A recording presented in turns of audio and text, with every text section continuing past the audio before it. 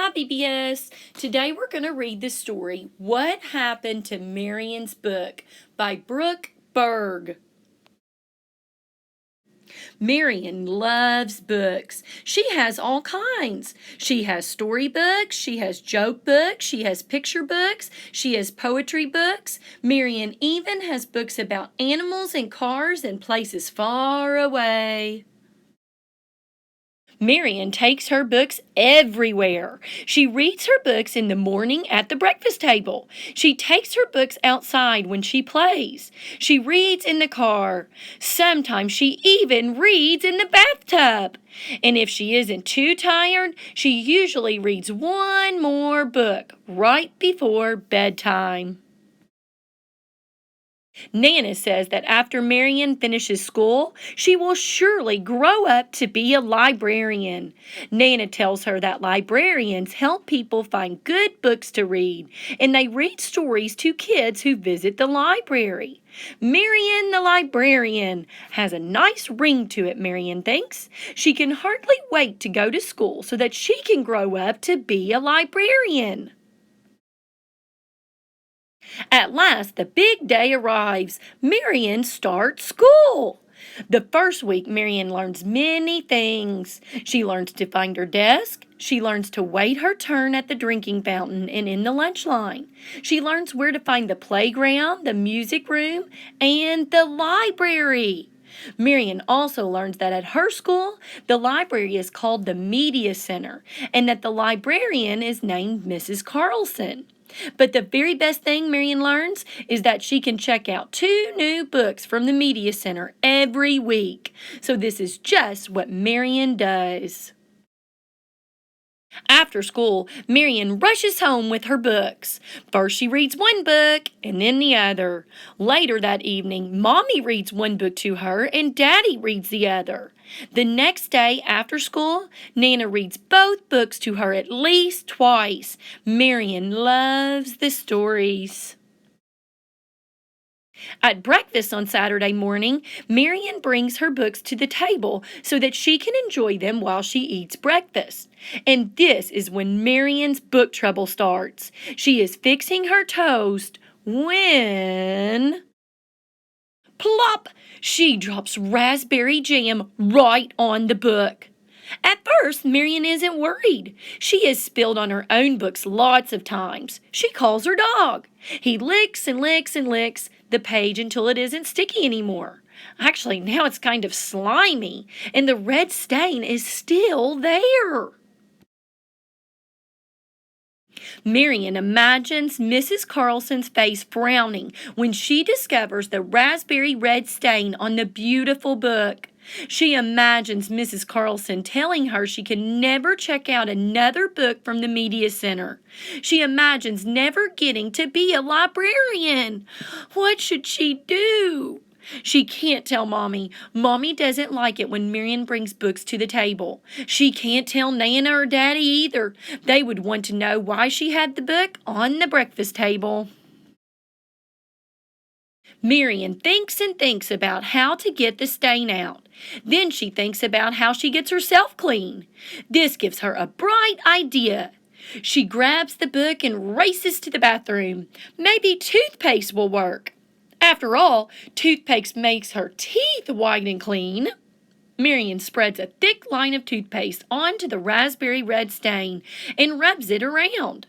At first it looks whiter, but no, the raspberry stain is still there. This stain is going to take something more, Marion thinks. She starts filling the bathtub. When Mommy knocks on the door and asks Marion what she's doing, she truthfully says taking a bath and reading. But the raspberry stain doesn't wash away in the bathtub, even when Marion adds bubble bath to the water.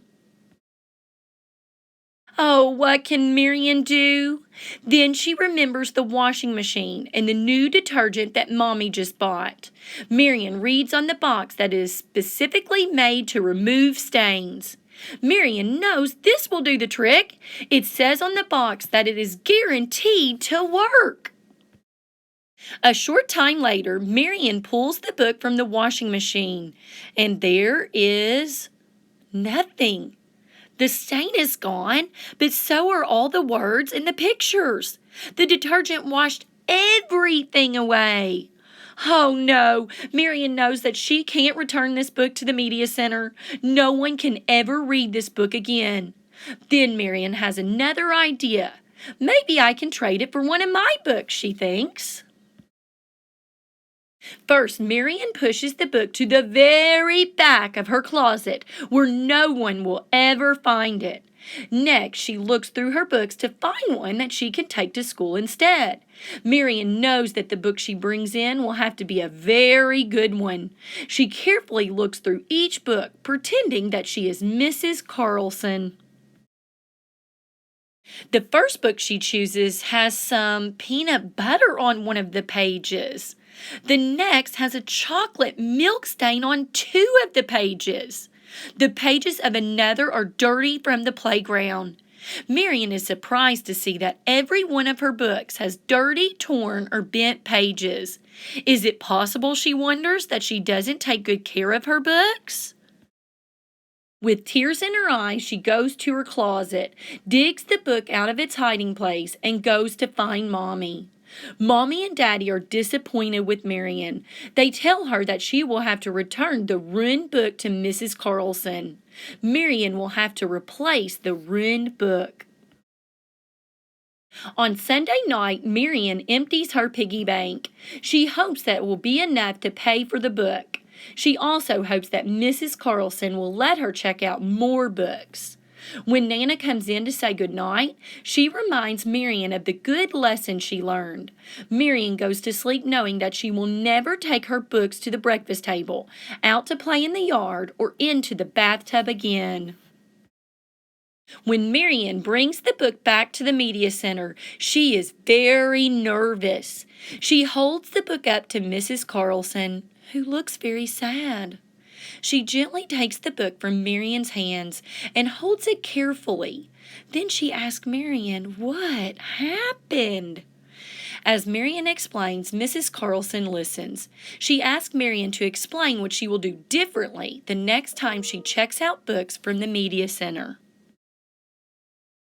Finally, Mrs. Carlson asked Marion if she would like to see the book hospital. Mrs. Carlson explains that the book hospital is where she and her staff work to clean and repair books that have been injured. Before Marion leaves, Mrs. Carlson looks up the price of the book so that Marion can pay to replace it.